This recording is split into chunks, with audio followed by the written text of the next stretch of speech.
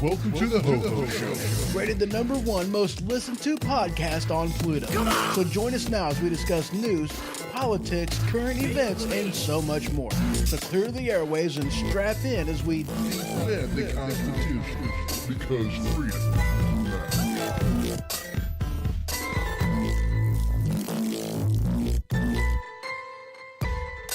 Broadcasting live from Weaponized Sloth Production Studio B. Welcome to the HohO Show, and as always, I'm your host, HohO. So how y'all's doing? I hope you're doing good. I really do. Man, we've got a lot of stuff to talk about today, don't we? I mean, holy crap, the docket is full of stuff to talk about. We're going to be talking about Matt Gaetz. We're going to be talking about Jesse Smollett and what had happened over there in Illinois. We're going to be talking about DEI in government, DOGE, or DOGE, or however you pronounce it. I don't know. How do you pronounce that? Is it a hard G? Is it a soft G? I don't even know. We're going to be talking about the border, Russia, some Trump cabinet peg stuff that's in the Constitution that people might not quite be aware of. We're going to be talking about the preservation of records, insider trading, and Amazon. Yeah, all that stuff we're going to be talking about, but we are going to go ahead and start right here. Now, look, you know, there might be a little something at the end of the show as well. You know, I don't know. I haven't decided. I might do a different kind of an announcement type of a thing. I might not. I don't know. I haven't decided yet, but let's go ahead and start right here. We're going to go ahead and jump right on into this. So this headline, well, look. Y'all know how I like to do the show. You know that I like to put satire in there. And my go-to home for satire news is the Babylon Bee. Because it's not just satire, it is satire with a purpose. So this headline from the Babylon Bee, let me go ahead and pull it up for your viewing and listening pleasure. Uh-oh, Biden authorizes Ukraine to use holy hand grenade against Russia. I had to laugh at this one. I really did. I mean, you know, it's an obvious, you know, Monty Python search for the Holy Grail reference. And that's hilarious. I've seen the movie several times. You know, it was funny because the first time I seen the movie, you know, I was watching it on VHS. I know I'm kind of dating myself, but that's what I watched on VHS. And I plugged it in, I pressed play, and, you know, reading the opening credits and whatever, I mean, it cracked me up. You know, it was hilarious. It was funny, the stuff that was going on. And, you know, the thing that they did back then, or at least in that movie, was they put the end credits at the very beginning. And I guess that's kind of how they used to do it back in the day. I don't know. But anyway, I watched the entirety of the movie. It got to the end, and then it ended, you know, and there was snow, you know, because that's how it was back in the day, was at the end of it, you had snow. And I watched the snow waiting for the end of the movie. I mean, this was well before Marvel and well before they put, you know, post-credit stuff in there. You know, that wasn't a thing back then, you know. And so I'm watching snow. waiting for the end of the movie because I was so dumbfounded on how they ended it. I was like, what the hell's going on, man? And then the VHS, the player stopped, and I'm still waiting for the end.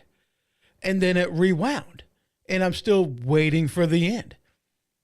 And then it stopped rewinding, kicked the VHS out of the VCR, and I'm like, what the hell? You can't end a movie like that. I mean, I was irritated. I was like, you got to be kidding me. And yeah, through the entire thing, I sat there just kind of dumbfounded, waiting to see the actual end. I'm like, there's no way that that's how they ended the show, but they did. But anyway, let me go ahead and get into this article. Just checking on something right quick. All right, very good.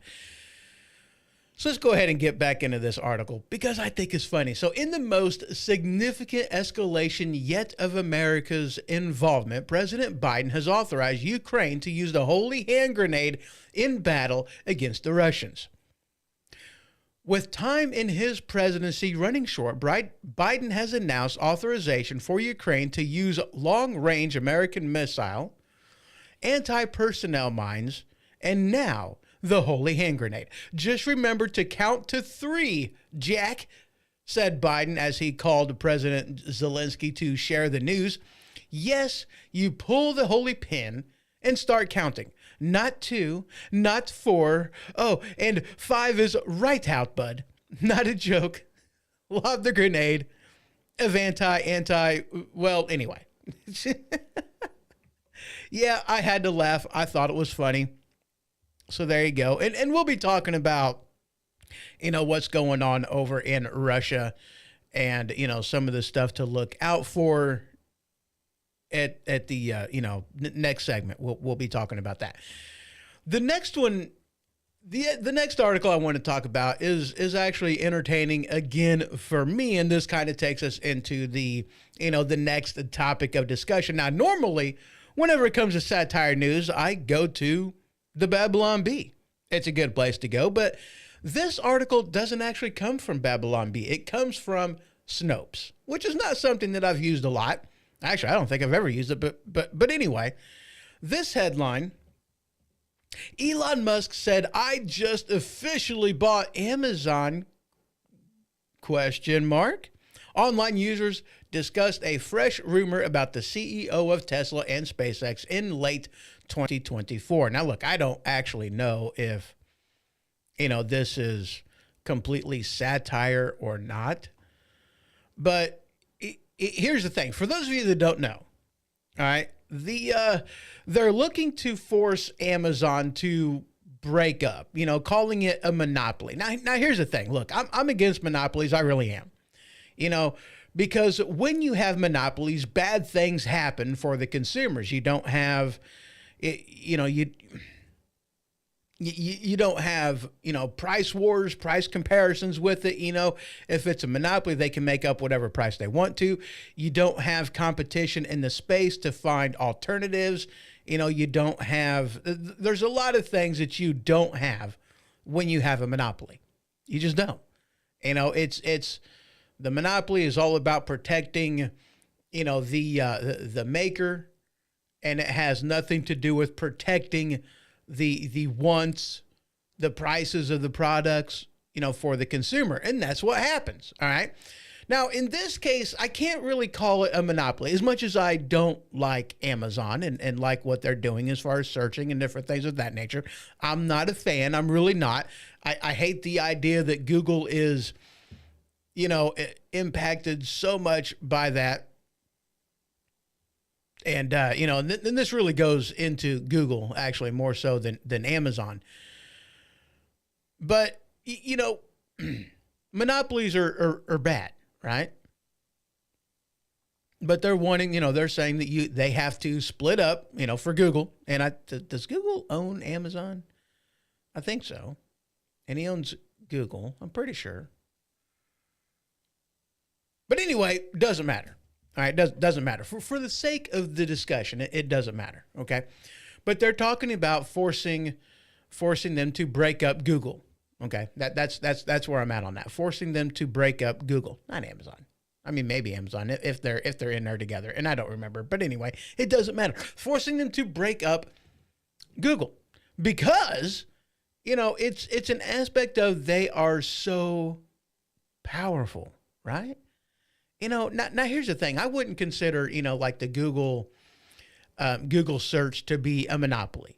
I can't say that because there are other options out there. There's Bing, there's DuckDuckGo, there's several other options that go beyond Google, but they are like the biggest search engine out there. I mean, they really are. And the sucky thing is, when it comes to most search engines, especially Bing and Google, and yes, even DuckDuckGo, whenever it comes time to that you're wanting to look for conservative information, conservative content, I mean, boy, howdy, you really got to scroll down. You got to scroll down so far that it's like, it might as well not even be there in the first place. I was listening to Voice of the Working Man podcast hosted by Matt Locke, and he was talking about that very thing. He was going through and like on Google searching something and getting a conservative, website as a result of your search was like 17 pages deep. And on DuckDuckGo, it wasn't much better. It was like 15 pages deep, which is still freaking ridiculous. It's like, Newsmax and Fox News don't even exist in these algorithms. And it's kind of been one of them things that throughout the years, if you wanted actual conservative news, you had to, as a conservative, basically go there and search it yourself. You couldn't just use a search engine. You had to go to the website, you had to scroll through what they had, and you had to find it yourself. And it's kind of ridiculous. I just got to be honest with you. So am I against monopolies? Absolutely. Does Google have a monopoly whenever it comes to searches and different things of that nature? No. However, I would like the idea. Now here's the thing though too. All right, kind of moving on from this a little bit. But I seen a post, I believe it was a post over on X. And this goes back like maybe a month. And he was talking about, competing with Google, doing like a mail service to compete with Gmail and also doing something to compete with, their search engine. And I was like, oh, holy crap. And I believe the question was, would you support something like that? And in which case, abso-freaking-lutely. Especially X, whenever it comes to a search engine, would be phenomenal. That's what I want to see. Something that is more honest whenever it comes to searching things. Something that doesn't just direct you as part of their algorithm, as part of how they do things, automatically to, left-wing liberal sources. I would like to have more of a input from both sides of the aisle, whether it be conservative, Republican, or even Democrat. I would like there to be that option, and you don't have to go 17 plus pages deep in order to get something from a conservative or Republican source. It's kind of ridiculous, and that's why I like this. I really do. This headline from CNBC, Blue Sky CEO Jay Graber says ex-rival is billionaire proof. Now, whenever I read this, I was like, what? What the heck is Blue Sky? I've never heard of him before until I seen this article. So I checked it out, and I looked at a couple news things that I was seeing, posts, whatever. And Blue Sky basically came about from whenever X was bought by Elon Musk and whenever it turned into more of a free speech platform.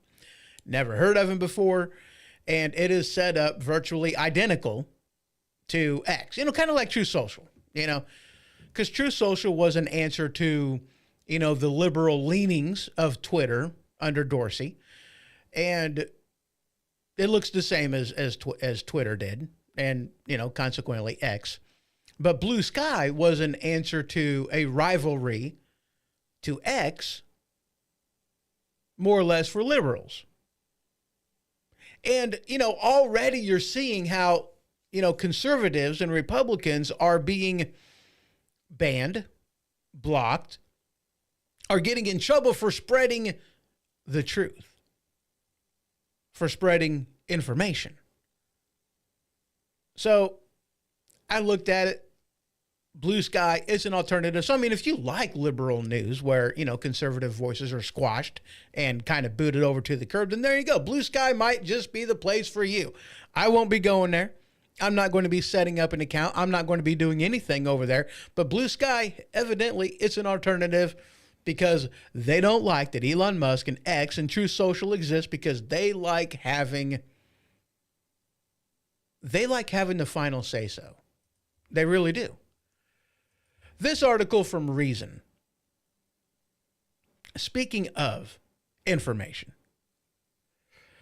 this headline reads, "Cable news is over.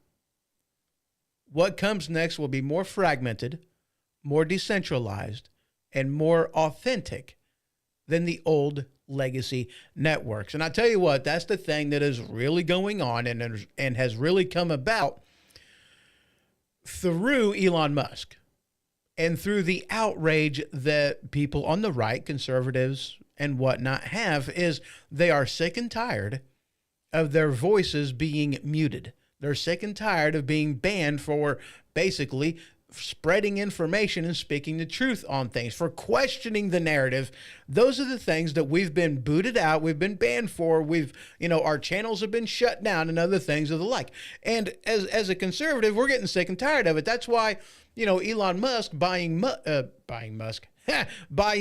X, well, Twitter and then turning it into X, was a breath of fresh air because he turned it into a free speech platform. And then you have True Social out there with the same thing. You have Rumble out there, an alternative to YouTube, where they are free speech platforms. They don't squash the voice of anybody, allowing the free exchange of information and ideas. That's what the First Amendment is all about. And as a platform, that's what they're supposed to be promoting, not like what Jack Dorsey was doing whenever he owned Twitter, not like what Zuckerberg is doing whenever, over there on Facebook, not what YouTube is doing over there with its videos. It's supposed to be the free exchange of information and ideas. As a platform, that's what they're supposed to be doing.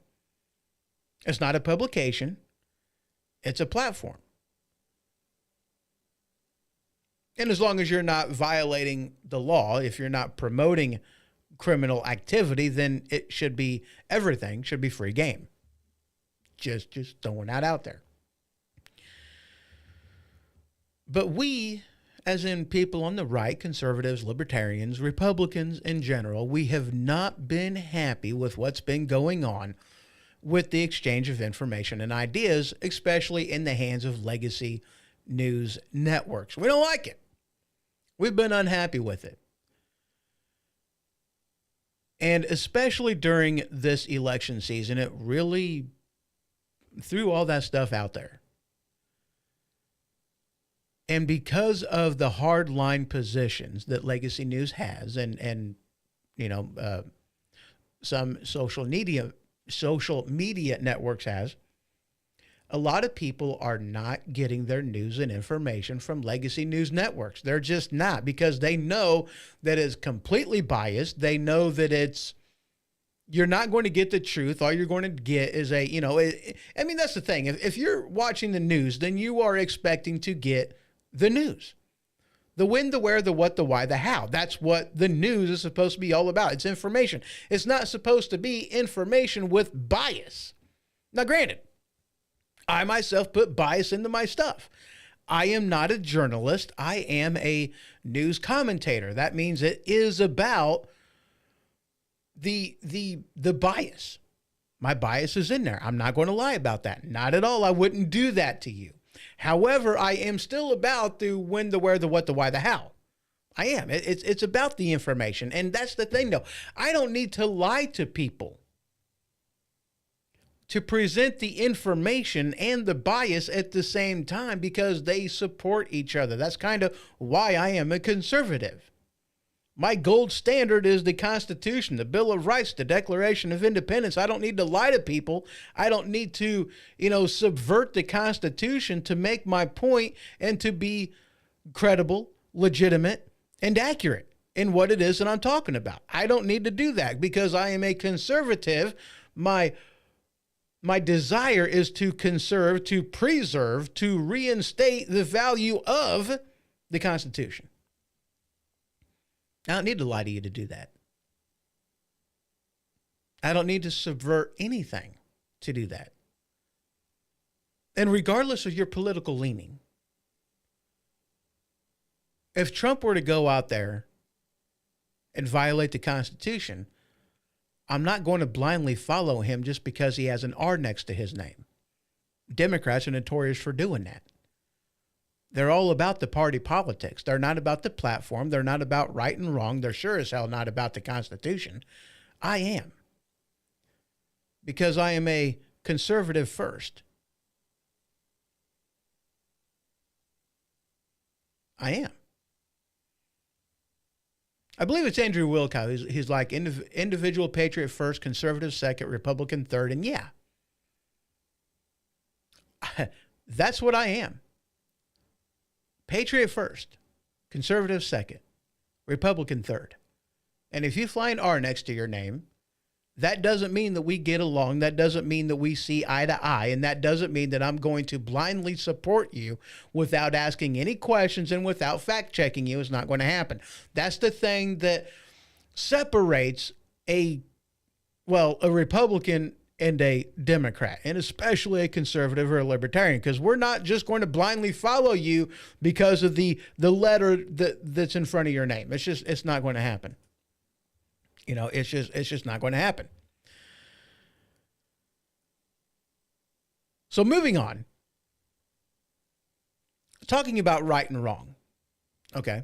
This headline is from Finbold, Finbold. Never heard of him before, but whatever, doesn't matter. Headline: U.S. politician just made one of the most suspicious trades ever. Oh, gee, holy crap. Now, here's the thing, man, people.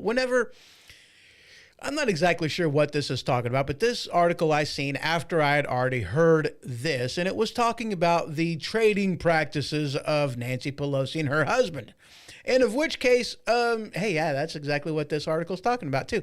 So what this thing was putting out there was that Nancy Pelosi pulled out of her Google stocks or Amazon stocks, I forget which one it was. Let's see, let me throw it in there. Setting is common and continuous manner of speaking, although it is universally considered, yada, yada, blah, blah. Whatever. So she sold a bunch of her stocks, and then the next day, this news came out about the federal government breaking apart that monopoly, and of which case, Nancy Pelosi just made a bunch of money. Let me ask you a question. Now look, you can go through the trading practices of Nancy Pelosi and her husband. I mean, there's a reason why these people go in broke and then come out multi-millionaires. There's a reason behind it. If you need an example, just look over to AOC, Alexandria Ocasio-Cortez. It's freaking ridiculous. But anyway, let me take a drink of my coffee. That's good stuff. That really is. So if you have any question about it, got to get back to that article. There it is. Nope, that's not it. There it is. Let me ask you a question. Why is it illegal for people in the know to make moves before certain things go public? It's called insider trading. It's illegal. It's an illegal practice. If the average everyday Joe Schmo does it, it's illegal. If they get caught, they can go to prison. It's called insider trading. It is illegal. So let me ask you a question. Why, if it's illegal for the average everyday Joe Schmo to do it, for John Doe to do it, it's completely and utterly illegal. But why is it acceptable, allowed?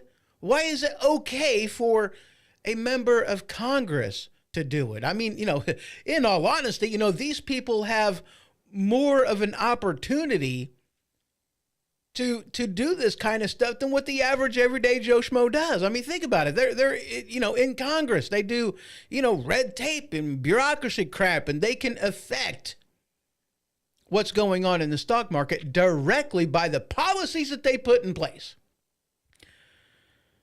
So why is it that, somebody who works for this company about ready to release a new product, and if they, spread that information around and they trade in accordance with the information that they know, insider information, why is it illegal for John Doe to do it, but yet a sitting congressman or woman can do it, and it's perfectly acceptable? I have been against this from day one, and it's holy crap. I can't believe why this is even a discussion. It's illegal, ladies and gents. Do you not understand that? It's illegal. Insider trading is illegal. It's already illegal for Nancy Pelosi to be doing it. Why is nobody going after her for breaking the law? Breaking the law. Let me say that again. Breaking the law. Why is nobody going after her? It is illegal. Is it not? Insider trading. It's illegal. But it's overlooked whenever it's done by a congressman or a, family member. There was a time, and there's numerous movies about this taking place. There really is, numerous episodes on NCIS going on about this. I mean, it's something that everybody knows is illegal. You got to have so many degrees of separation whenever you're talking about somebody that's trading and getting insider information. The Newsroom even had an episode based off of this. Good series over on HBO, by the way. Newsroom, check it out. It's got Jeff, not Goldblum, Jeff Daniels in it. Check it out. It's a good show. It's already illegal. It's already illegal. And while we're talking about legality and things that are illegal, let's move on to this headline from justthenews.com. Headline: Johnson calls on HHS, FDA, CDC to preserve all records relating to safety of COVID-19 vaccines. And it actually goes beyond that, because they're saying that you need to preserve all of your records. Now, here's the thing. There's what's called the Preservation of Records Act that basically forces all of these, by penalty of, going to jail. Okay. They're supposed to preserve all of their records. All of them. That was one of the things behind the stink of Nancy Pelosi whenever she ripped up the State of the Union that Trump did way back when. That was an official document that was destroying documents. That's a violation of the law. She could have gone to jail for that. If they would have pursued it, she could have gone to jail for that. They are supposed to preserve records. Preservation of Records Act. And it also goes into the whole, Freedom of Information Act. Both of those things. They're supposed to preserve that stuff. And Johnson is saying, you better do just that. Because when the incoming administration comes in, people are going to be held accountable to their Bravo Sierra that they've been doing, to the things that has been going on in Washington. They will be held accountable. And you better have those records so we can go in and flush out the crap. Flush the toilet, if you will. Get rid of the big stink. That's what they are wanting to do as part of the Drain the Swamp. It's get rid of that crap. So why is it they have to go in there and basically say, enforce them, hey, you better do what you're supposed to legally be doing, otherwise there's going to be consequences? Why even warn them? Why? Why do you have to make a law saying that you better follow the law? I mean, that's kind of what we have here, isn't it? I mean, doesn't it sound ridiculous? I'm going to pass a law that says you better follow the law. If you didn't follow the first one, why would you think that somebody's going to follow the second one? Just throwing that out there. I'm kind of curious. I don't know. Anyway. That's it for this segment. When I return, whenever we get back, we're going to be talking a little bit about what is going on with Russia, with North Korea, these type of things, because there is stuff going on. Holy crap, we need to talk about it. And we will right on the other side of this break. Don't go nowhere. We ain't done yet.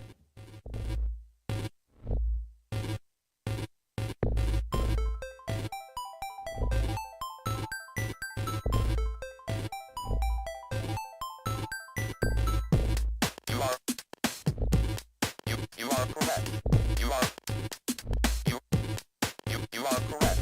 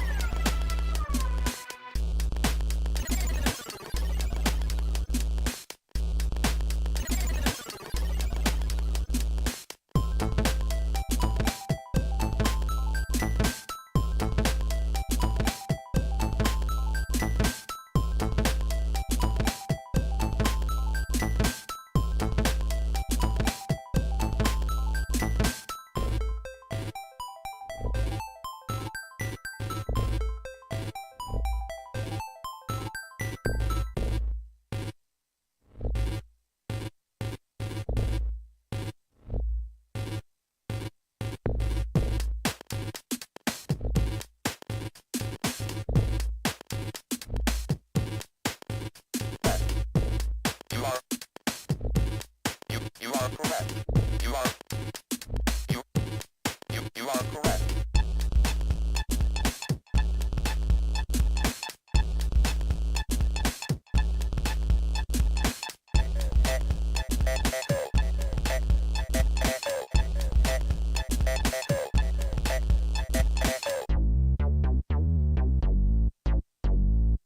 Have you ever had an ailment that a normal over-the-counter remedy just couldn't fight? If this is the case, then boy, have I got the solution for you.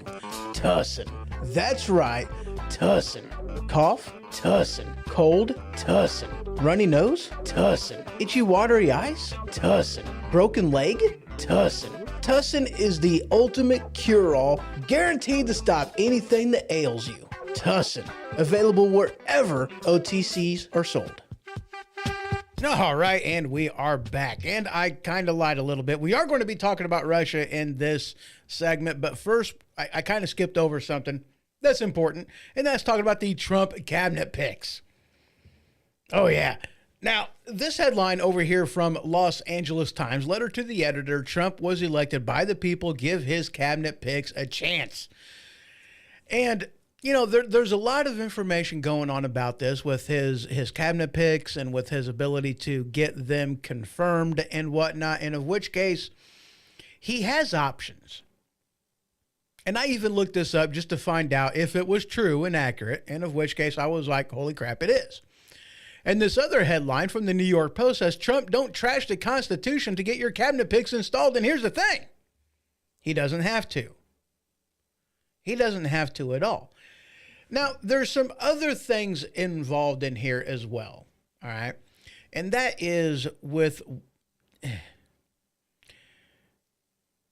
you know, Trump, I guess, is kind of strong-arming them a little bit. It's like, look, I got you elected. If it wasn't for me, you were down ballot from me, you wouldn't have got put, you know, you wouldn't have got elected in the first place. And he can say that to numerous people, that the only reason why they got in was because of him being above them on the ballot. You know, people, you know, voted down ballot of Donald Trump, and there you go. That's the only thing, the only reason why some of these people got elected. Now, look, he did get the vote, the popular vote, but with the shenanigans that they're pulling, you know, I think they've even taken that from him. with counting stuff that they shouldn't be counting. You have that going on right now in Pennsylvania. They are counting illegal votes that they know are illegal, and votes that they were even told by the state Supreme Court, stop freaking counting. They're illegal votes. They're not supposed to be counted. Stop counting illegal votes. And other states have been doing the same thing with counting stuff that they shouldn't be counting, doing things to steal the election. Well, not really steal the election from Trump. I can't really say that. The election belongs to Trump. He won, fair and square. But they're trying to take away the mandate to govern from the Republican Party. That's why they've thrown enough votes in there to take away the popular vote. And they've thrown enough shenanigans in there to even change some of the congressional seats, like in the senators. I mean, if you actually look at what should be going on, President Trump should have had, or not really President Trump, but the Republican Party should have had like 59 seats, 58, 59, right around in that arena as far as seats that we had, which isn't a super majority. It doesn't protect us from the, what's that word I'm looking for? The filibuster. But it's still enough in there to make it harder for rhino Republicans to throw a wrench into what's going on, and would make it harder for establishment Republicans to, which are basically Democrats. I mean, look at Mitch McConnell. He's a establishment, might as well be Democrat, but, whatever. That's how it should have been. There's been enough shenanigans going on. Counting the vote, continually counting the vote of, people whom are not supposed to be eligible to vote, and they're still counting those votes, which is funny because, here for the past 4 years, there's been election deniers, that the Democrats have been whining and crying about with Republicans. It's like, you guys are election deniers. You guys are election deniers. And here you have Pennsylvania that's continually counting the vote even after they were told to stop, knowingly counting illegal votes and not following the orders of the state Supreme Court. And it's like, how can we be telling them to stop being election deniers whenever you guys are out here stealing the election? These numerous people out here stealing the freaking election, and yet we're the ones that are, deniers, election deniers. Really? Really? You've been caught red-handed stealing the vote. You've been caught red-handed counting illegal votes, illegal ballots. What the hell? And you're calling us election deniers anyway. Moving on.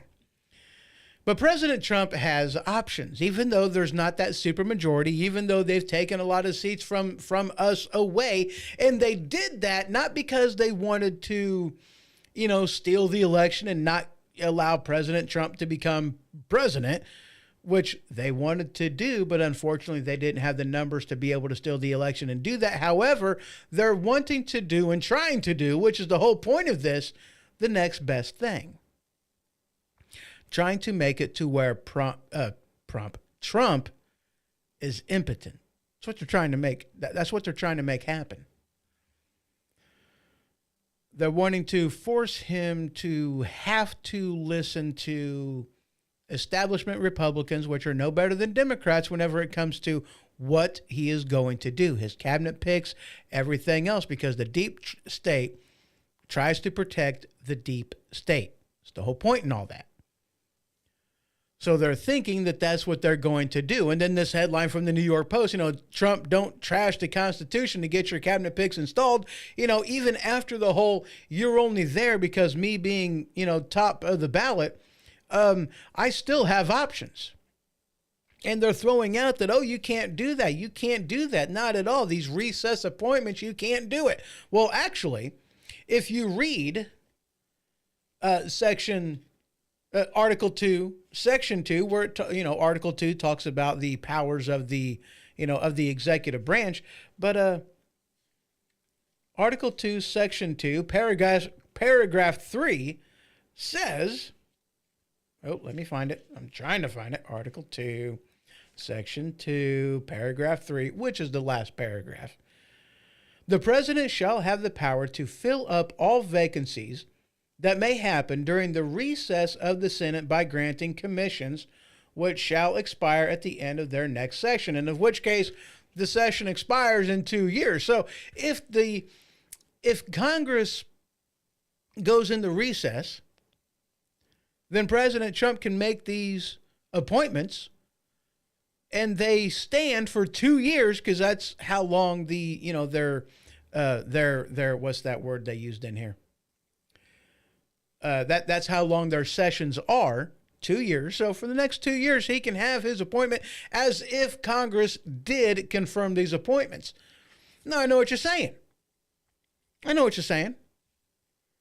But what if Congress doesn't recess? Well, that's where Article 2, Section 3 comes in, and here we go with that one. Let me just read this whole thing. I'll do it quick, but he shall from time to time give to the Congress information of the State of the Union, we know what that is, and recommend to their consideration such measures as he shall judge necessary. You know what? Let me do something here. Since I've updated my prescription for my glasses, I've been having a hard time reading things. So I had to break down and buy reading glasses like an old man. But apparently I am an old man. Anyway. Consideration and measures as he shall judge necessary and expedient. He may, on extraordinary occasions, convene both houses or either of them, and in case of disagreement between them. So if there's a disagreement in Congress, he can convene them, force them to come into office, and there you go. With respect to the time of adjournment, he may adjourn them to such time as he shall think proper. He shall receive ambassadors and other public ministers. He shall take care that the laws be faithfully executed, and shall commission all the officers of the United States. In other words, if he's having a hard time getting his picks in there, he can adjourn the Senate for a time that he sees fit, past the minimum 11 days, in order for him to make a recess appointment, again, if he sees fit. Now, I know what you might be thinking, but this is, dictator type of thing. He can't be doing this. He shouldn't be doing this. What the hell? This is bad, right? This is dictator stuff. It's like, look, it's in the Constitution. He has the power to do this. But I also know and understand the aspect of, separate but equal branches. Where's the check and balance here? Well, that's where Section 3 comes in. Section 4. The president, vice president, and all civil officers of the United States shall be removed from office or impeached for and conviction of treason, bribery, or other high crimes and misdemeanors. In other words, that if Congress doesn't want to pass his cabinet picks, President Trump can force them into a recess, and of which case granting him the recess appointment ability. And if they don't like it, then they have the power, the authority to impeach anybody that he puts in there as a recess appointment. They have the power to do that. It's a check and balances. That's how this thing works. So yeah, the president has options. He really does. And he's been making appointments that are, specifically to, let's say, rock the boat. I'm excited about it. I really am. I want to see what he does. I want to see what happens. I really do. I want people in there that's going to rock the boat. Moving on. Russia. That's what we're talking about next, because things are heating up, and it has the potential to be very, very bad. I'm just going to be honest with you. It really does. It's got the potential to be very, very bad.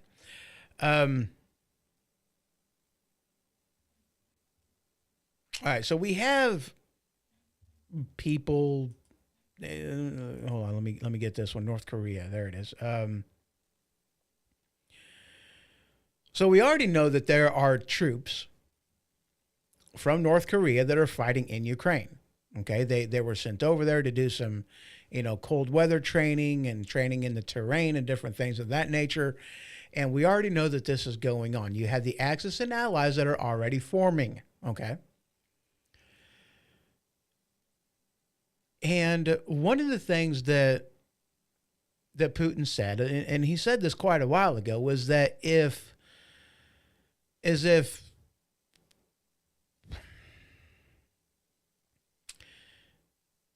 armaments are given to Ukraine and used on Russia, then Putin is going to hold wherever those arms came from accountable to that attack on Russia.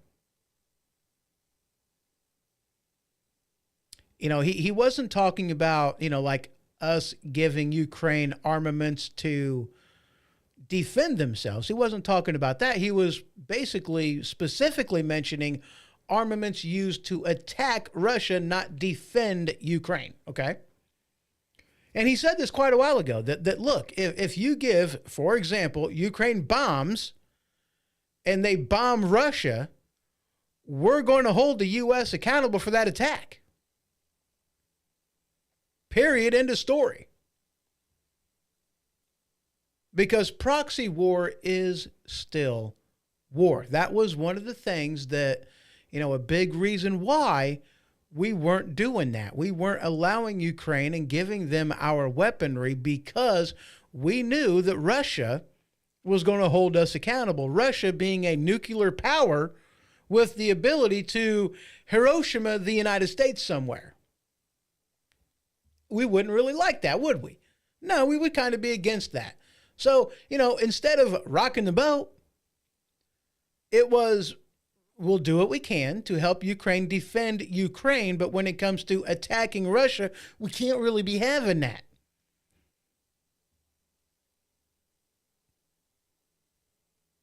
Now, look, don't get me wrong. All right, I'm not a fan of Putin.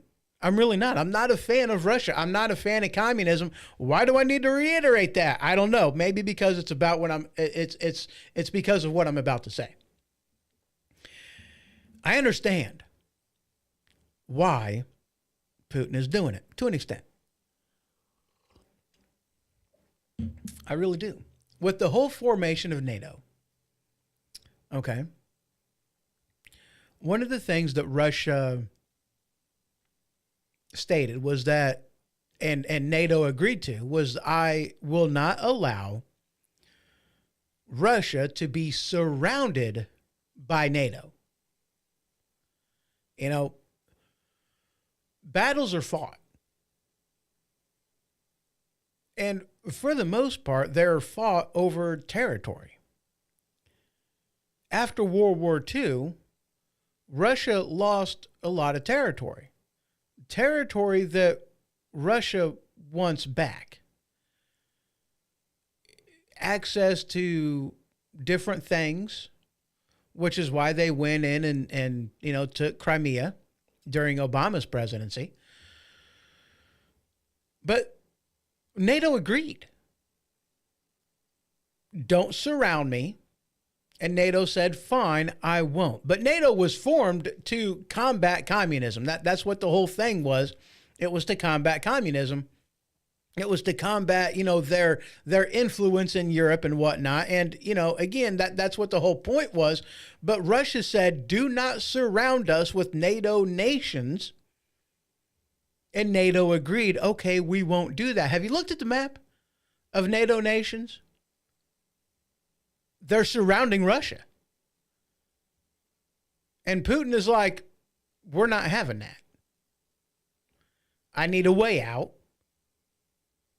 And the only way I can do that is through Ukraine, through Crimea. That was why he's doing it. Do I agree with him? No, but I understand why he's doing it. And especially now with Vladimir Zelensky, or whatever the hell his name is, with Zelensky wanting NATO to accept him as a part of NATO, making it to where if Russia goes after any of these NATO nations, that all of these NATO nations are supposed to combine their efforts, armaments, manpower, the whole 9 yards, and defend that other NATO nation by attacking the aggressor. That's how this is supposed to work. No nation is supposed to be able to enter NATO while they are currently at war, and of which case, if they are allowed into NATO, then that would make it to where every single NATO nation would be going to war with Russia. We don't want that. That's why we've been like, no. And again, with Russia coming out and say that a proxy war is still a war, if you give Ukraine the means to which to protect themselves, to defend themselves, that's one thing. But if you give them the means by which to attack, that's something totally different. He drew that line, and we crossed it. We did. The ATACMS bombs that were used, the ATACMS rockets, which I hate the name. I mean, I kind of love the name, but at the same time, I hate the name. It's like, what in the world? ATACMS? Really? That's what we're going to call them? ATACMS? Holy crap. What are we, 2? Is it Dr. Seuss? Where's he at? You know, I mean, this is, isn't it? Whatever. ATACMS bombs. Yeah, okay. I know, it's so stupid. So anyway, these attacks happened. And the question isn't whether we crossed a line that we shouldn't have crossed. That's not the question. We knew the capabilities of Russia. We knew where Russia stood on defending itself against attacks, whether it be proxy war or not. You know, if you engage in proxy war, he is still going to hold you accountable, regardless of whether you are the one who is directly responsible. You're still the one responsible because the weaponry was yours, which is why you really shouldn't do that. And we did anyway. I got to take another drink.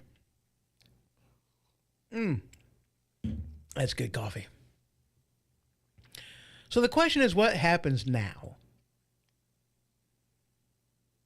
What is Putin going to do in retaliation to the attack on Russia? He has options. He has bombs. He has nuclear weapons. And could we really blame him?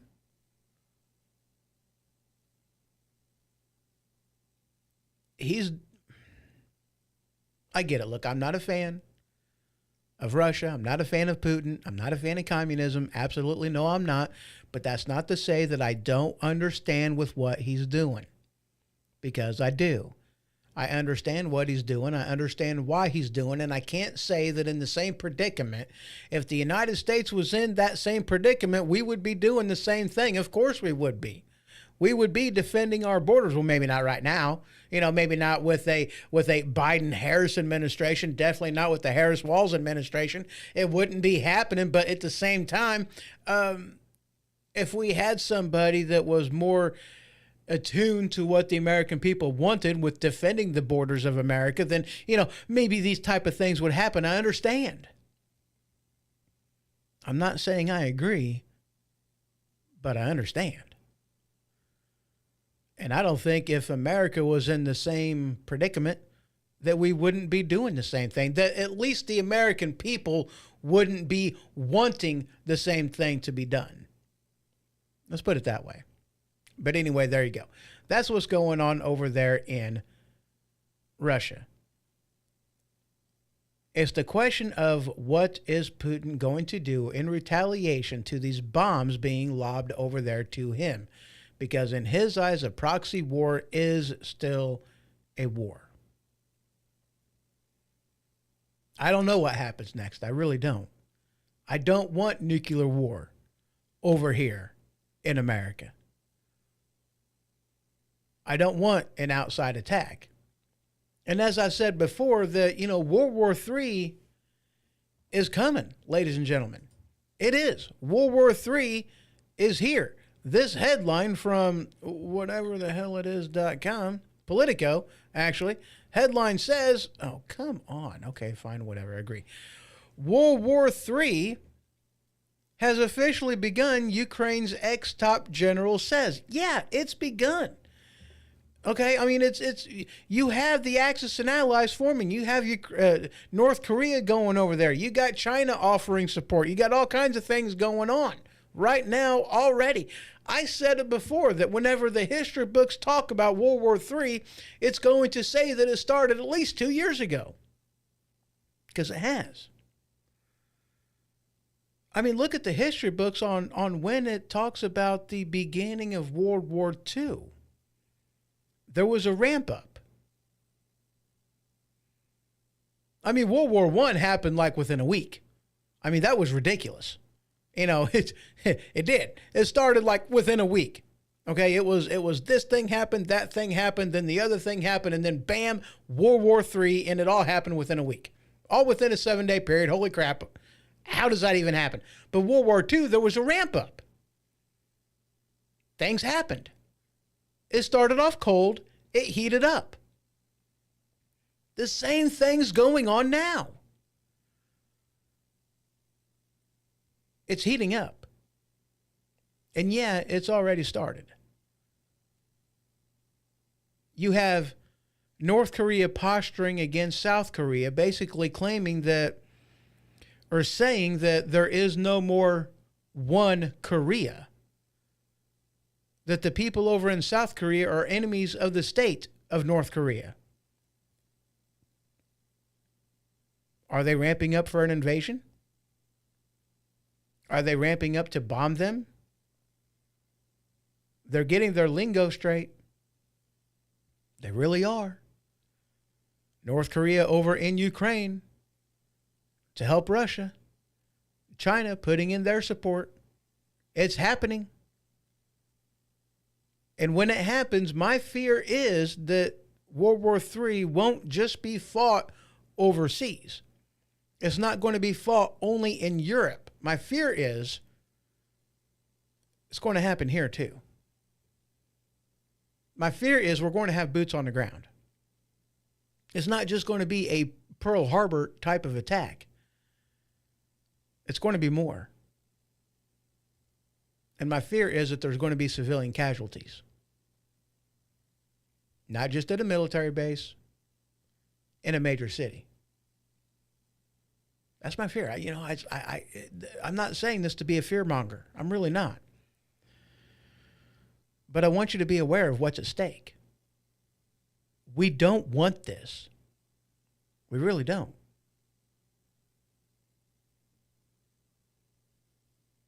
And if we keep it up, it's not looking good. We're not the only nuclear capable country out there. There's others, and before it was that mutually assured destruction. It was mad for one country to attack another. Mutually assured destruction. Did you hear what I did there? That was pretty good, wasn't it? I thought it was. It was mad. But what does Putin have to lose? Ain't that the question? What's Putin got to lose? I don't know. Let's move on. Let's see here. Yeah, so the Pentagon confirmed Russia launched new IRBM missile at Dnipro, whatever. Putin threatens to retaliate with strikes against U.S. facilities. Yeah. It's not necessarily looking good. So like I said, let's move on from this. We are going into the border and talking about that because that's one of the things that we want to happen over there on our southern border, isn't it? I mean, that's what we're wanting. We want to see the border shut down. That is the clear mandate that was given to the president whenever we elected him into office. That was like the biggest thing that he ran on, was securing the border. Winning 31 out of 50 states, winning the popular vote before the Democrats decided they wanted to try to steal it from them. That's what we want. To secure the southern border, to stop the flow. That's what we want. That's what the American people is basically demanding. And it kind of starts right here with this article from Newsmax. Trump team headline, Trump team to reinstate term illegal alien. Now, here's the thing, okay? The term illegal alien, it's a legal term anyway. Illegal alien, it's a legal term. These people are illegal, as in they broke the law to get here. They do not belong. They are illegal. And they are aliens, as in they are not native. They are not born here. They don't belong here. They are aliens. They are from other nations. They don't belong here. Illegal aliens. It is a legal term. That's what they are. Why the hell do they keep trying? Why does the left continually try to change the wording? I mean, I know why. And so do you. I'm sure you do. But the left is notorious for changing the language, changing the definition of things because they don't like it. You know, illegal alien is bad. Migrant, good. We're all immigrants, right? Why are you against immigration? Well, I'm not against immigration. I'm against illegal immigration. They try to change the terminology, change the definition in order to control the narrative. Trump saying, no. That's not going to happen. They are illegal aliens. That's what we're going to call them. And if you don't like it, freaking tough. It's kind of what's going on right there, okay? This headline from Fox News, border state governor vows to defy Trump's misguided mass deportation push. And of which case, why is it misguided? It's what the American people want. We're sick and tired. We are fed up of illegals being allowed to cross the border, being flown in over the border. We're sick and tired of this. We're sick and tired of law enforcement agencies ignoring the crimes that are committed by illegals. We're sick and tired of the Justice Department going, we don't want to prosecute these people. We're sick and tired of them just being allowed to stay here even after they commit crime, and we know that they shouldn't be here in the first place. We're sick and tired of that. We've had enough. It's not misguided whenever the people are fed up with it. President Trump has a mandate to govern, and of which case one of the things that the majority of the people who voted for Trump voted for was getting rid of this crap. Shutting down the border, deporting the people that are here illegal. We're sick and tired of it. Why is it misguided? The answer to that question is it's not.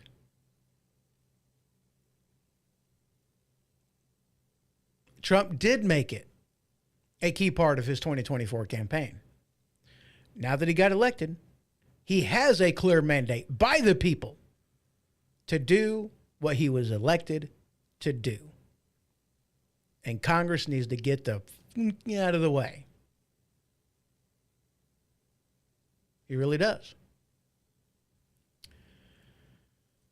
This headline from Fox News, Democrat lawmakers vow to defy Trump's deportation plan. Of course they do. And then you have this article, again from Fox News, headline. And you're going to love this one. Biden administration loosens immigration restrictions ahead of second Trump term as a last-ditch effort. This headline from AOL. Whatever, Biden and admin quietly loosening immigration policies before Trump takes office, including letting migrants skip ICE check-ins in New York City. Huh.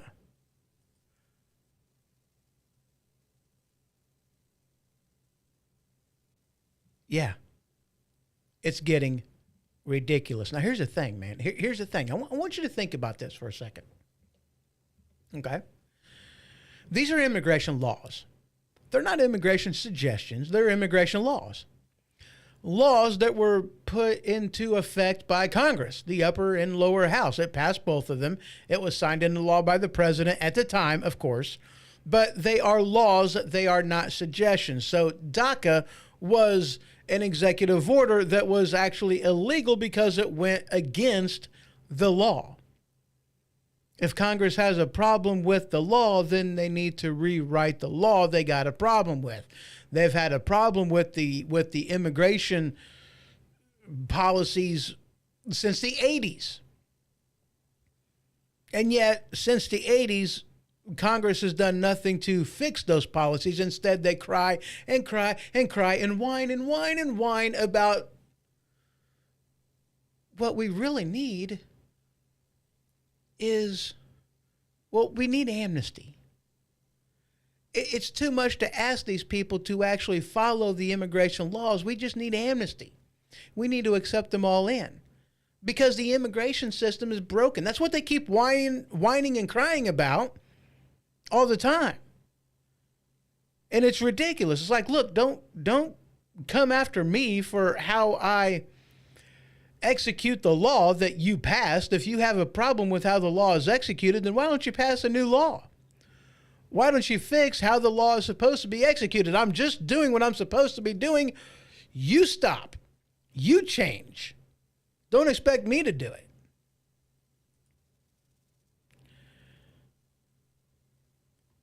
I find it ridiculous.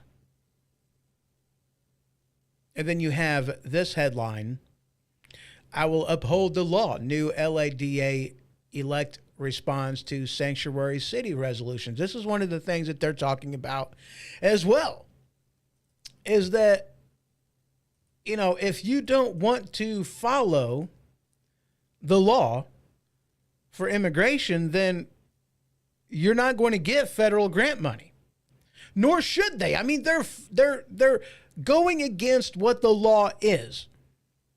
They are, you know, with these sanctuary cities and sanctuary states, they are violating federal law, period. And it's a constitutional power that the federal government has, is to secure and protect the freaking border. If they're not going to do it, then why should they get money from the federal government? Why should they get grants? Why should they get help from the federal government to violate the law, which is what's going on? I mean, FEMA ran out of money to give to, you know, the victims of the hurricane because they were too busy giving that money away to cities and states to help deal with the illegal immigration problem. The federal government already said, to hell with you. We're giving the money to illegal aliens. That's what they said. I talked about that last week. I think it was last week. But that's what we have going on right now, though. I mean, these sanctuary cities and sanctuary states are ignoring federal law. Why should they get federal money? I don't think they should. And that's one of the things that President Trump is threatening. You don't want to follow the rules? Fine. Don't. You ain't getting federal money. You're not. Nor should they. This headline from Washington Examiner. Now, this one is, yeah.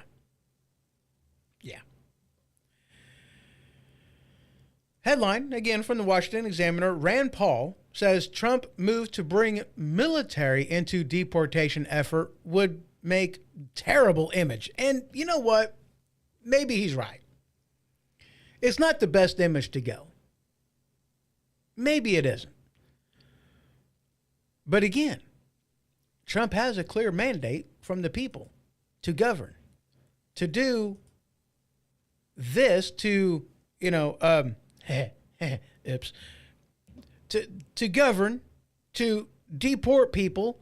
And if you have states that are not wanting to do that, then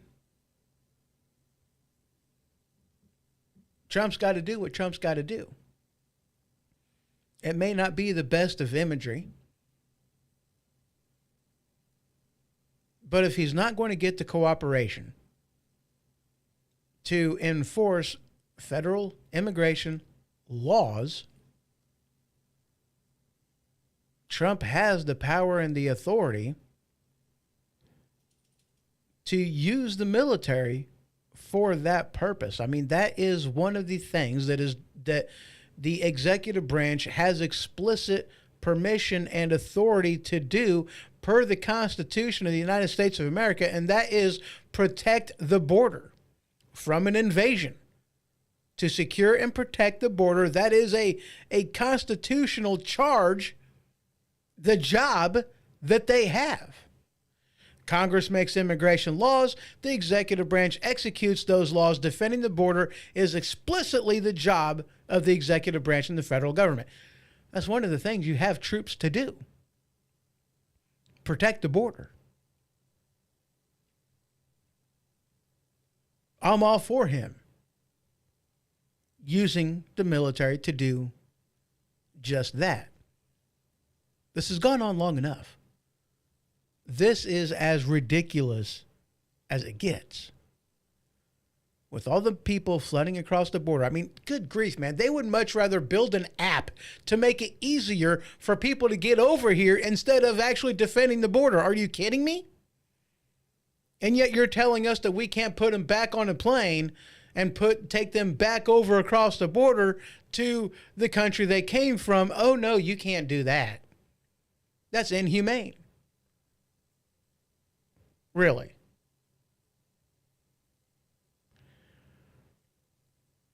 I watched a movie not that long ago. Well, I watched half a movie not that long ago. The Sound of Freedom from Angel Studios, starring Jim Caviezel. Awesome actor, by the way. I like him. I really do. His screen presence is awesome.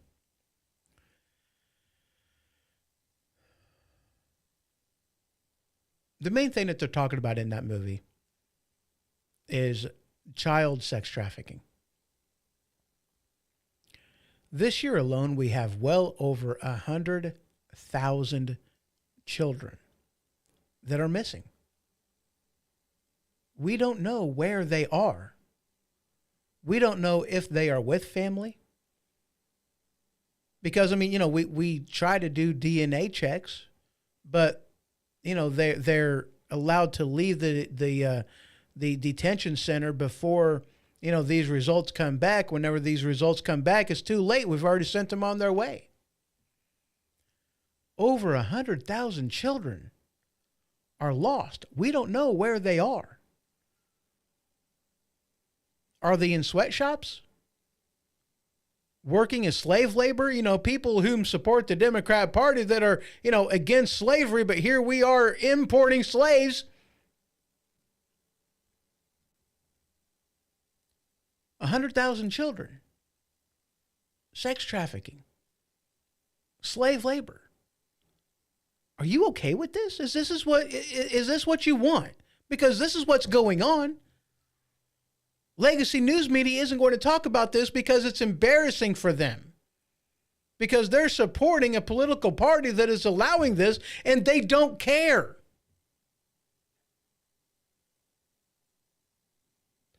Granted, it might be an unintended consequence, but it's still a freaking consequence because they don't want to secure the border. None of this would be going on if we secured the border. How much illegal drugs have come across the border? A lot. How much fentanyl killing thousands of people, millions of people in this country?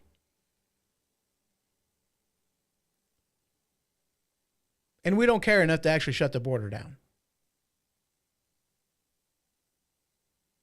Okay. Trump has a mandate to do that.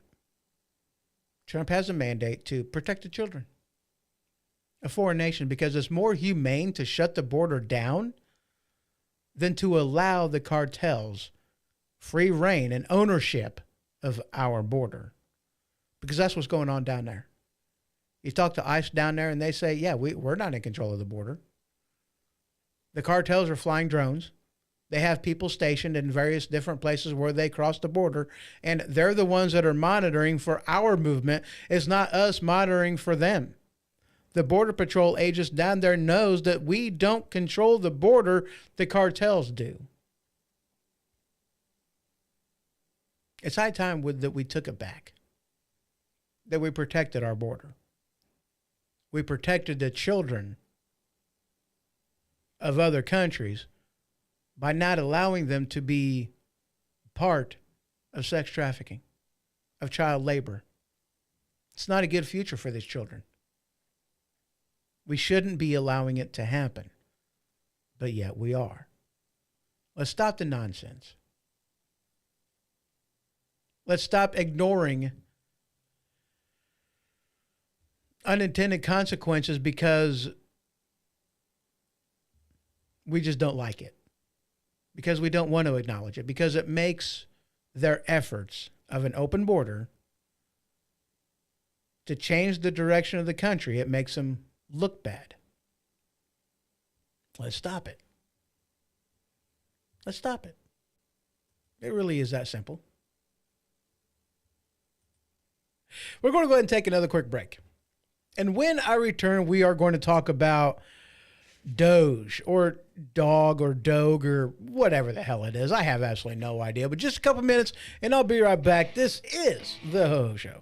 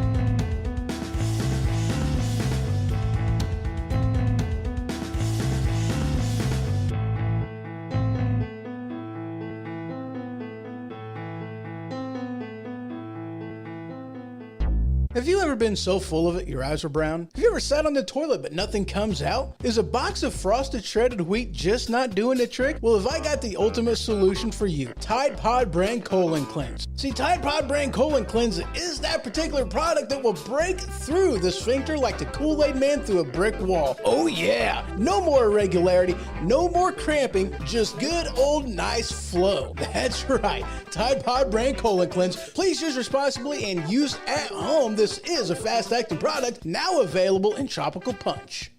All right, and we are back. That's right, Tide Pod Brand Colon Cleanse. Speaking of colon cleanse, I got to be doing that. What's today? Saturday? Okay, so yeah, I start that tomorrow. No solid foods, and then Monday I go in for an anal probe. I'm excited. Not really. Not looking forward to that. Yeah, I'm not. I've been told that the procedure itself isn't that bad. However, it's the prep work that's a little on the shitty side. That's what I heard.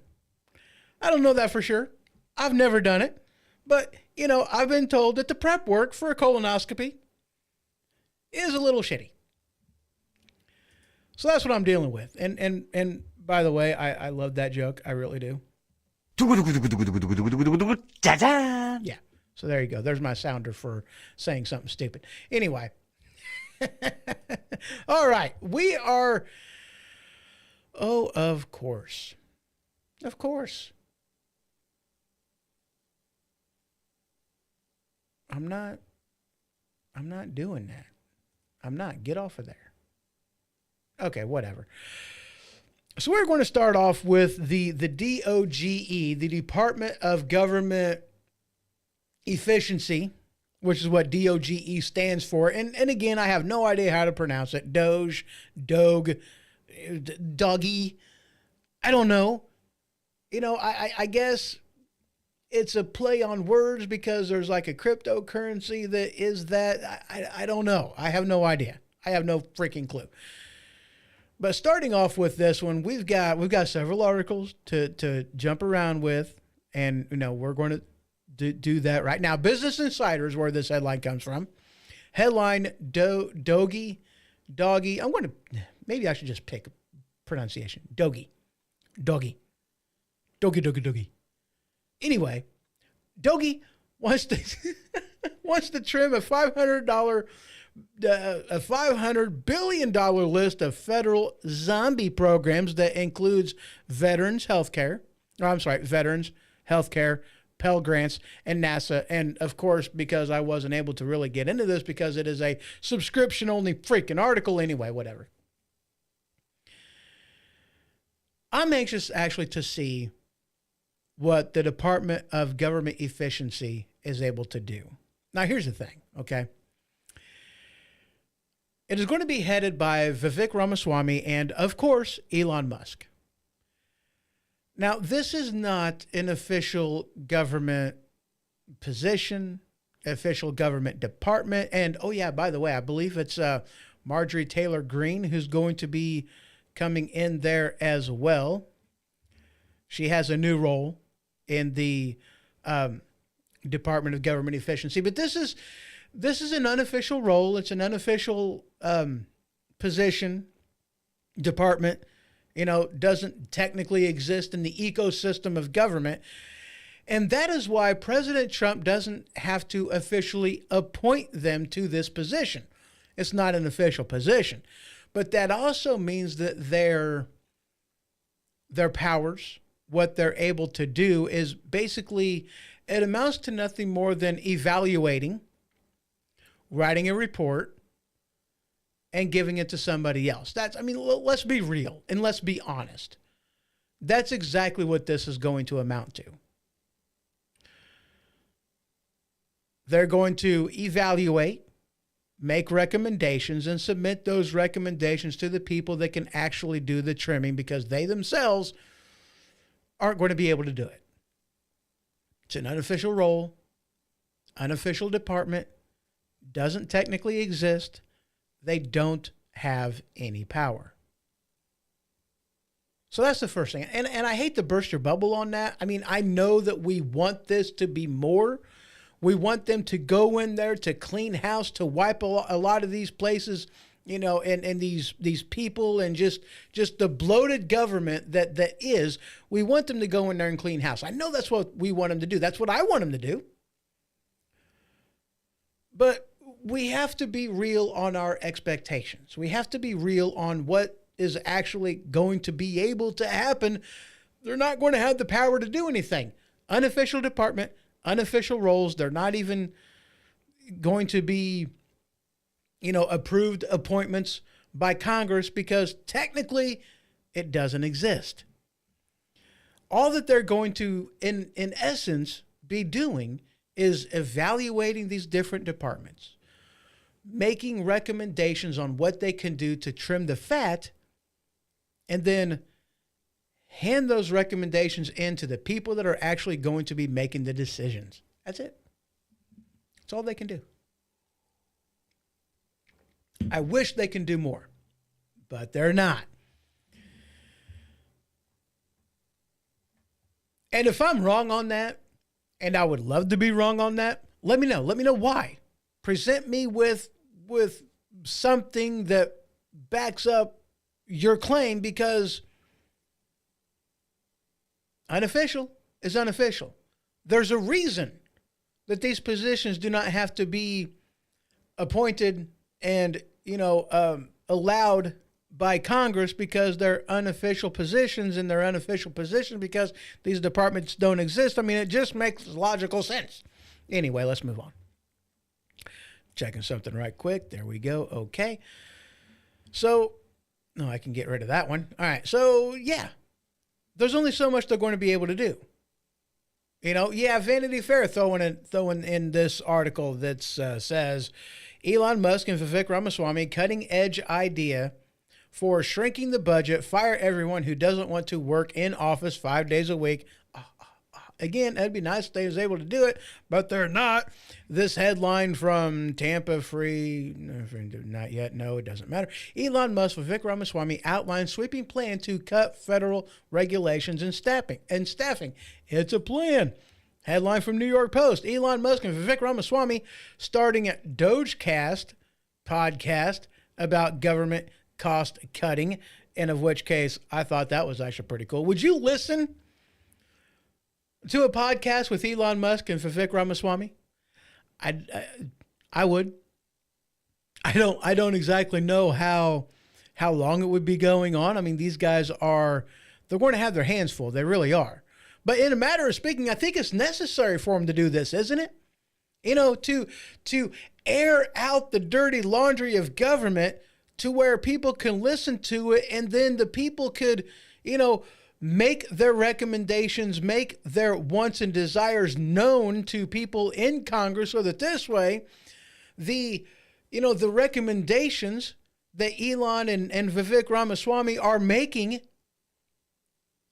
to say, look, this is what we want done. Hold these people accountable, the ones who are actually going to be able to make these decisions. That's what we need. I think it's an excellent, amazing idea for them to start a podcast about the different ways they can cut cost in government. Abso-freaking-positively. Because the people need to know these recommendations. We really do. And if we leave it to mainstream media, if we leave it to legacy news media, if we leave it to, Facebook, if we leave it to YouTube, if we leave it to them, then the people ain't going to know. As I discussed in the first segment, legacy news is dead. We don't need to get our news from them, from these places anymore. We have options. One of the options out there is starting a freaking podcast.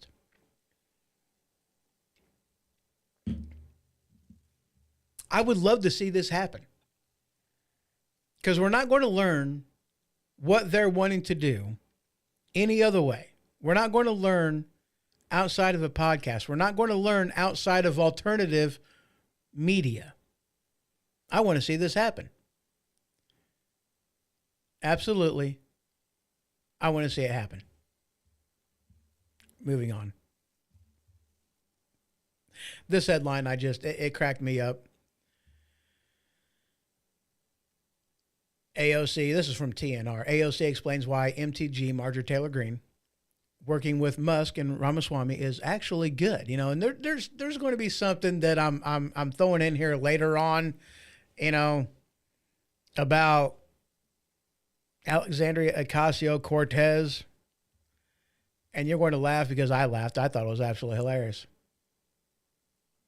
So the bottom line is Congress is going to have to join Musk and Ramaswamy in their efforts to trim the fat from government. Now, this is something that, Vivek Ramaswamy talked about a while back ago, one of his podcasts or an interview or something. He was talking about trimming the fat. He was talking about just that, trimming the fat of government. And one of the things that he said is, that there's such a thing that you could trim too much fat. You can make it to where you trim so much off of it to where you're getting rid of too much meat that you're going to make it ineffective. Whatever the government agency, whatever the department is, you can trim too much and make it to where it's no longer able to do the job that it's supposed to do. And of which case, and Vivek Ramaswamy agreed on this, or actually, maybe I should say that I agreed with Vivek on this, that I would much rather err on the side of trimming too much than not trimming enough. I don't like the overreach of government. I really don't. I'm a constitutional conservative. I'm about preserving and conserving the Constitution. I'm about that and that alone. The Constitution, the Declaration of Independence, the Bill of Rights is my gold standard on how government should be ruling the powers that they have. They shouldn't be able to hold on to these kind of things. There's nothing in the Constitution about a federal Department of Education. It's supposed to be states' rights as per the 9th Amendment. That's where it's supposed to be. I'm sorry, as per the 10th Amendment. It's supposed to stay in the hands of the people as per the 9th Amendment. It's pretty freaking clear. It does not belong in the hands of the federal government. The federal government has a limited amount of things that they were given the ability to do, that they were given the power to do, the authority to do. And if it goes beyond the scope of that, then they're not supposed to be doing it. And they are completely unequipped to do it. Why can't each individual state, each individual locale be responsible for how they themselves govern? Because, I mean, let's face it, the obstacles that New York has isn't the same as Montana. The issues that New York has isn't the same issues that Montana has. They are two very different states with two very different economies, very different weather patterns. You know, they have different issues, period. You can't have a blanket law that governs everything and everybody in all 50 states. You can't do that. And the federal government was never intended to do that. I mean, you had the federal government doing things that they're not supposed to be doing, wasting their time, spending their money and resources on things they're not supposed to be doing, and ignoring the things that they are supposed to be doing. Like their role in education versus their role of securing the border. They suck at education. Something they're not supposed to be doing, something they're not equipped to do, something that is supposed to be in the hands of the state. And they also suck at securing the border. Something explicitly that they are supposed to be doing, and yet they don't. So yeah,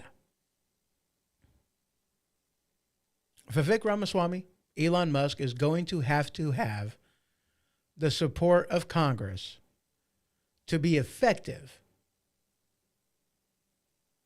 with making sure that government operates efficiently within the bounds of the Constitution. That would be another thing that would be awesome and amazing. What a novel idea, right? That the Constitution be used as a rule of thumb, a guide, if you will, for how different departments operate and the powers that they are supposed to have. And holy crap. And they say that we're against the Constitution and that they ignore it every single chance they get.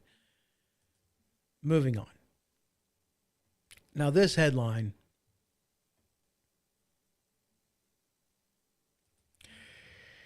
we're getting into the DEI. Oh, are you kidding me? Back up.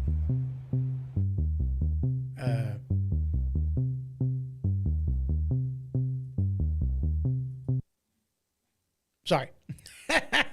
that wasn't supposed to play a video, but it did. We're dealing with it. There you go. All right. Getting into this. Come on, man. Load. What are you taking so long for? I got way more stories down here on the bottom. Come on, man. Come on, man. There we go. All right. That was a video that was playing on a headline that I put in here. And yeah, that's not what I intended on. That's not what I intended on. But anyway, we're getting into the DEI section of this, and then we're going to maybe take a quick break and then get into the Smollett and other things that I have planned. So anyway, this headline from The Sun, headline, bill to dismantle DEI from federal government headed to House floor. Absolutely amazing. I couldn't be more excited about this because here's the thing. And I've heard other hosts talk about this very thing, is you can't have it both ways. Okay? You really can't. You can't do it, at least effectively. It's either going to be one or the other. Either your goal is DEI, diversity, equity, and inclusion, or your goal is merit. You can't have it both ways. Either you only got hired because of the color of your skin, because of your gender or preferred pronoun, or, whatever religious affiliation you have. Either you are appointed to your job, picked for your job, hired at your job, promoted to your job through DEI or merit, never both. And you can't have it both ways. You can't. So there's a bill right now that's headed to the House floor about getting rid of these DEI crap in the federal government as it should be. I mean, really, do you think about this, people? Okay, here's the thing. Think about this. And it should not be diversity, equity, inclusion. It should be diversity, inclusion, and equity, because if this is the policy you want to run your company with, your company is going to die. Look at what's going on in some of these other companies. Look at what's going on in Boeing. They've had more issues since they started doing DIE than they did before. They've been having issues.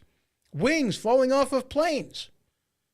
They're not doing the quality checks they're supposed to be doing, or the people doing the quality checks, they got their job because of DIE, not because of merit, and they suck at their job.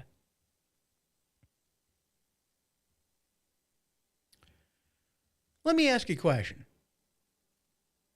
Knowing what's at stake, knowing that Boeing moved into diversity, inclusion, and equity, knowing that people of, what's the, like flight tower, flight control, them people, the tower, okay? Knowing that they're making their hires from diversity, inclusion, and equity. That it has nothing to do with merit anymore, that these people get promoted. They don't have to be getting promoted based off of their quality of work, their ability to do the job, and their merit, that it's all DIE hire. How comfortable are you getting onto a plane right now? What do you want? Do you want your pilot, your co-pilot? Do you want the person in the control tower to be DIE picks, or do you want them to actually be good at their job? I know which one I would pick. If you were having brain surgery, do you want the doctor that was the diversity, inclusion, and equity pick? Or do you want the one that actually got good grades, cared enough about what he was doing to study hard, he knows what he's talking about, and he's fantastic? Do you want, what's that guy's name? He ran for president in, the brain surgeon that ran for president in 2016. Ben Carson. Yeah. Do you want Ben Carson? And yeah, he's black, but he's also one of the best. I mean, he separated Siamese twins because he's good. He wasn't the DEI hire. He wasn't the DIE hire. He didn't get his job because he was maximally melanated. He got the job because he's good at what he does. Which one do you want? The one who's qualified to be there based off of merit, or the one who was given the job, the promotion, the position because of the color of their skin, not based off of merit? Which one do you want as your doctor in the operating room?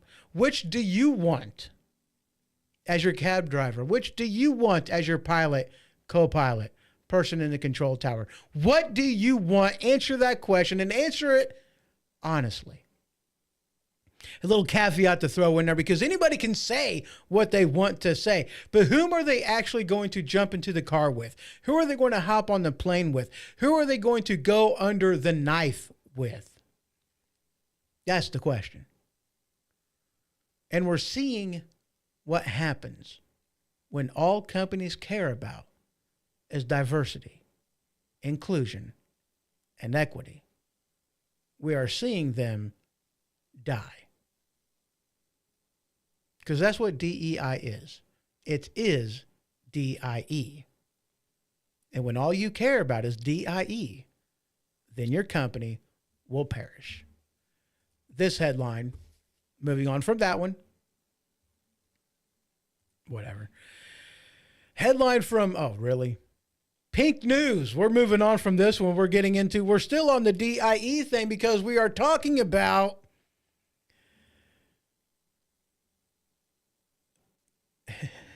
let me just get into the headline. You guys are going to love this. From Pink News, Alexandria Ocasio-Cortez furiously explains why trans bathroom bans endanger all women and girls. Really? That's what you're saying? I mean, let me ask you a question, Miss Alexandria Ocasio-Cortez. Do you really want a man to go into the women's bathroom and be all like, "This is my pee-pee, this is my pee-pee, this is my pee-pee, this is my pee-pee, this is my pee-pee, this is my pee-pee, this is my pee-pee, this is my pee-pee." is that what you want? Is that what you want? Because there was a time whenever a man going into a woman's bathroom was illegal. Indecent exposure. Not going to happen. But yet you want a man to be able to go into a woman's bathroom and do man things in there. Is that really what you want? Because I don't want that. I just don't. That's not, I don't want that. In any way, shape, or form.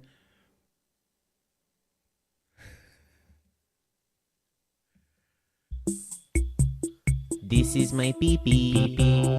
That belongs in a men's bathroom, not a woman's bathroom.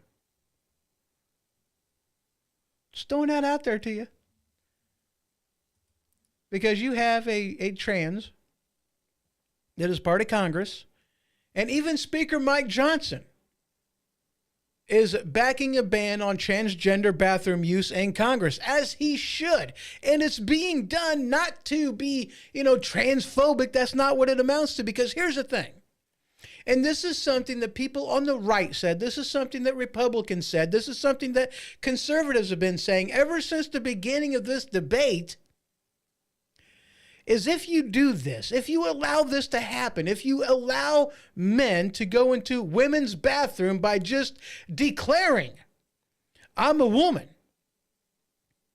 just declaring that they're Shania Twain, man, I feel like a woman, then what you're going to have is people abusing women and girls, and that's the last thing that we want. We want to, as men, that's our job, isn't it? Is to protect women and children. Not to put them in danger, not to put them in harm's way, is to protect them. As a man, that's what our job is. We don't want to see men going into the women's bathroom just because they declare they're a woman. Because behind closed doors, what's going to happen? If I see my niece go into a bathroom and then a man goes in there afterwards, oh, hell no. Because all of a sudden, I'm Shania Twain. I feel like a woman. I will make damn sure that ain't nothing going to happen to her. And I'm not alone in that frame of mind. There's a lot of men out there that believe the same. A lot of people I know that have the same outlook. They ain't going to allow it. Ain't going to happen. Nor should it. This isn't us being transphobic. This isn't us being science deniers. I mean, come on. You got sex and you got gender. You got sex, which is a legal term. You got gender, which is a scientific term. Boys have a penis, girls have a vagina. That's what we learn in, from Kindergarten Cop. Excellent movie, by the way. Highly recommend it. It's got Arnold Schwarzenegger in it. Ooh, I wonder if I have that. Nope, I don't. Dang it. Because it got the sounder in there from, whatever, Total Recall. Hilarious. But I don't have that in my board right here. I wish I did. That's a good sounder. I'd play it. But that's our job, right? Protect the women and children, not to put them in harm's way. That's the last thing that we want, period, end of story. We know what a woman is. We know what a man is. We know that a woman is XX. We know that a man is XY. We know that there are chromosomal differences. We know that there is a difference in the genders. We know that that exists. Just because the Democrats don't know what a woman is doesn't mean that a Republican does not. Doesn't mean that a conservative does not. We know what a woman is. And our job is to defend women and girls from predators. And that's what we're going to do. It's not about being transphobic. It's about our job protecting the women and children. That's what it's about. That's what it's always been about. That's what it will continue to be about. Moving on. This article, when I read this, I was a little more than just a little ticked off.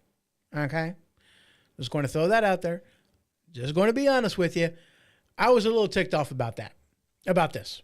The headline from Free Beacon. Let me go ahead and pull that up. That's all hoax. Illinois Supreme Court tosses Jesse Smollett's conviction from phony hate crime. I was ticked off when I read about this. I really was. Illinois Supreme Court overturned Smollett's conviction in hate crime hoax, cites prosecutorial issues. Jesse Smollett conviction in 2019 attack on himself is overturned. I was quite irritated when I read these headlines. Now, look, I don't know exactly what the prosecutorial issues were. I really don't. I haven't read into that. All I know is this was overturned because apparently the prosecution did something they wasn't supposed to do, and of which case that's why he was let out of office. But don't think for 1 second that, okay, look. If you're going to falsely accuse somebody of doing something that they didn't do, that's what making a false accusation is all about. That whenever you say that he did that, when he didn't do that, well, that's already illegal. Okay, that's already illegal. It's making a false police report. It's making a false claim. It's already illegal. You should be held to account whenever you make false claims. And that's what Jesse Smollett did. And by the way, let's not forget that he is actually related to Harris. I think it's by marriage. But related to Harris.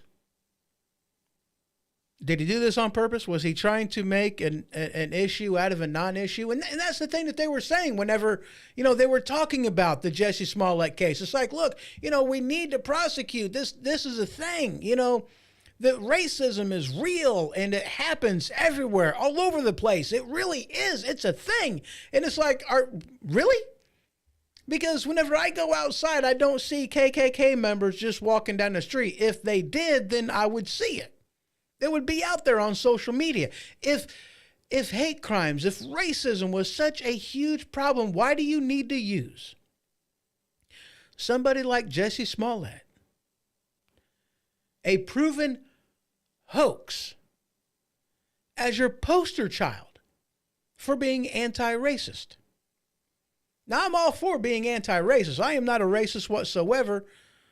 Nothing. Okay. I think it's ugly. It's an ugly part of our nation's past. It's something that we should get away from. We should be not a color-based society, but a blind society that focuses on merit, not on color. I myself am minimally melanated, and we should have a colorblind society. That's how I believe. That's how I feel. I'm a student of Martin Luther King Jr. because that's what he felt too. But if you're going to say that racism is so apparent, is so blatantly obvious, that it's out there around every corner, that you can't go outside, swing a cat without hitting a racist, where are the pictures to prove it? Where are the pictures of people going outside and the KKK is out there? Walking, marching up and down the street, protesting your ability to be in that neighborhood. Where is, the burning cross in your front yard? Where's the nooses in the trees? I don't see them. No, I'm not saying that racism doesn't exist, but it is the exception. It's not the rule. In fact, most people are blatantly, obviously against racism. We are. We need to quit teaching it to our young. Morgan Freeman even said he wanted to get rid of racism. Quit talking about it. Quit teaching it to our children. I'm not saying don't make it part of the conversation. I'm not saying that because, again, it's a part of our nation's history. It's an ugly part of our history. But we can't ignore the truth whenever we're talking about racism. There wasn't somebody show up over at the coast of Africa with a cruise ship and say, hop on board. We're going to take you on this fun cruise. And then all of a sudden when they got on there, they're like, ha ha, we fooled you. And then they put them in chains. That's not what happened. Black people were captured by other black people and then enslaved and then sold with slave trade. There were white people sold as slaves too. Irishmen sold as slaves. Christians sold as slaves. Europeans sold as slaves. It wasn't just black people in America. They did not start the trade war. They did not start trade practices, slavery. They didn't start it. They perpetuated what was already going on. They didn't start it. Slavery did not start in America 250 years ago. That's not what happened. Anybody that tells you that is lying off their ass because they don't want to acknowledge the truth. I am a Russian Jew by blood. A Russian Jew. A German Jew by blood. I'm a German Jew. It's part of my heritage. I'm not a Jew by practice. I'm a German Jew by blood. It is part of my heritage. It's where I come from. My people were enslaved before black people were slaves in Africa, before black people were slaves in America. My people were slaves back then, but yet I'm supposed to pay reparations to somebody whom was never a slave because it's in his heritage by me, whom never owned slaves. I cannot confirm nor deny whether they were slave owners or not, but I do know that my people were slaves. Why don't I get reparations?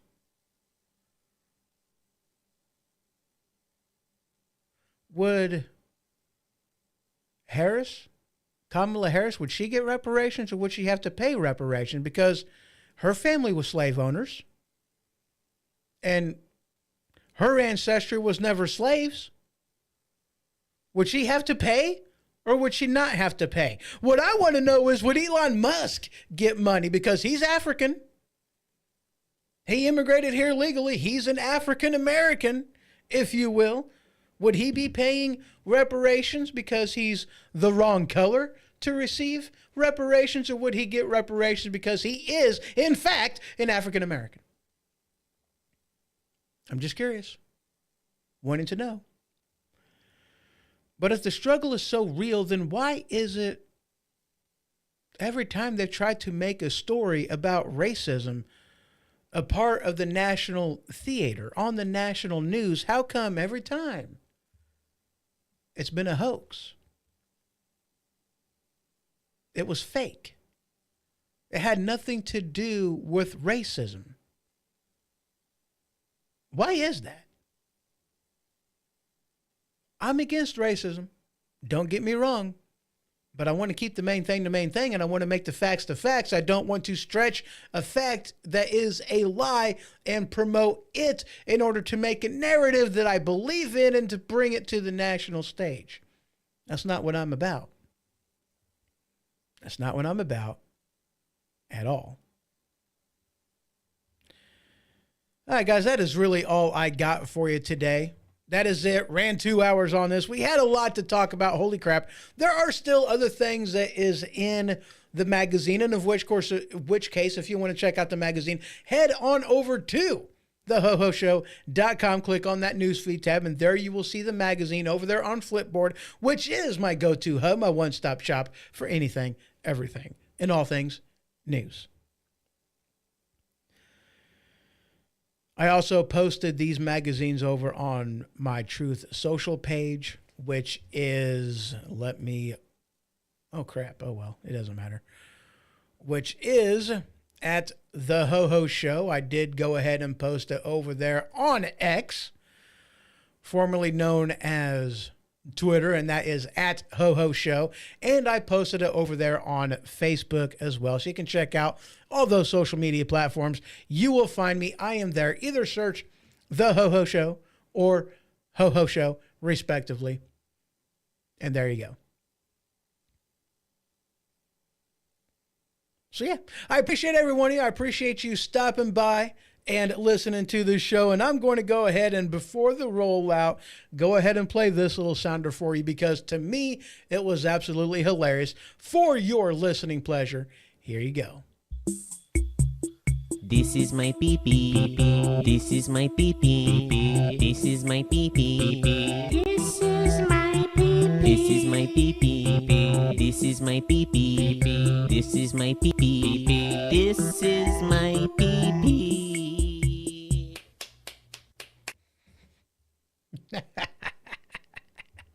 All right, that's all I got. I'll see you in the next one. Y'all have a good one. This has been The HoHo Show.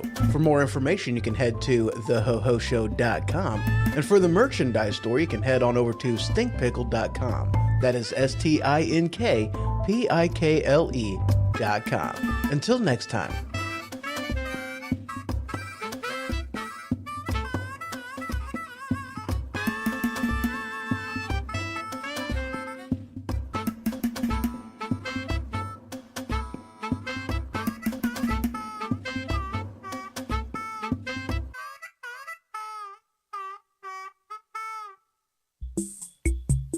This is my pee-pee. This is my pee-pee. This is my pee-pee. This is my pee-pee. This is my pee-pee. This is my pee-pee. This is my pee-pee. This